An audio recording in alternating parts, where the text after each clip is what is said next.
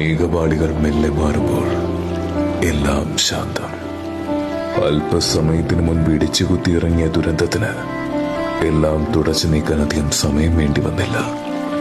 ഞാൻ ഈ ചവിട്ടി നിൽക്കുന്ന മണ്ണിനോട് കാതോർത്താൽ ഒരുപക്ഷെ എവിടേക്കോ പ്രാണവായുവിനു വേണ്ടി കേഴുന്നതിന്റെ ഉറ്റവരുടെ ശബ്ദം കേൾക്കാൻ കഴിഞ്ഞേക്കും. മണിക്കൂറുകൾ ഇത്രയും കടന്നുപോയിട്ടും നമ്മൾ ഈ ഭീതിയിൽ നിന്ന് മുക്തരായിട്ടില്ല. ഒരുപക്ഷെ ഇതൊരു സൂചനയായിക്കൂടെ. കേരളം കാത്തിരിക്കുന്നൊരു മഹാദുരന്തമുണ്ട്.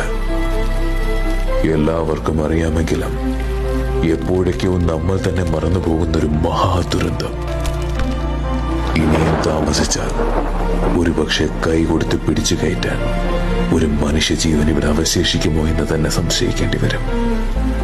മാറ്റം വരുത്താൻ നമുക്കേ സാധിക്കൂ. ഇവിടുത്തെ സാധാരണക്കാർക്ക് നമുക്ക് വേണ്ടി കൈ ഉയർത്താൻ നമ്മൾ തന്നെ മുന്നോട്ട് വരണം. ശേഷം മാത്രമേ അധികാരികളുടെ കൈകൾ നമുക്കായി ഉയരുകയുള്ളൂ. ഇന്ന് വയനാടിന്റെ മണ്ണിൽ വീടും നിലവും നഷ്ടമായ നമ്മുടെ പ്രിയപ്പെട്ടവർക്ക് ഭക്ഷണവും വസ്ത്രങ്ങളും സാനിറ്ററി പാഡുകളും എല്ലാം അത്യാവശ്യമാണ്. അതെത്തിക്കാൻ ഇന്ന് നമ്മളുണ്ട്, ആരൊക്കെ കൈയൊഴിഞ്ഞാലും. എന്നാൽ ഇന്ന് സംഭവിച്ചതിന്റെ 10 മടങ്ങ് നമ്മൾ നേരിടേണ്ടി വരും. മുല്ലപ്പെരിയാറിന്റെ ഭിത്തി നമുക്കായി ചെറുത്തുനിൽപ്പ് അവസാനിപ്പിച്ചാൽ ഒരിക്കൽ കൂടി കൈകോർക്കാം.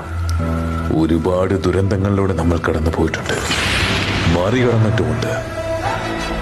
സോഷ്യൽ മീഡിയയുടെ ശരിക്കുമുള്ള ഉപയോഗം എന്തെന്നൊരിക്കൽ അത് നിർമ്മിച്ചവർക്ക് പോലും കാണിച്ചു കൊടുത്തവരാണ് നമ്മൾ.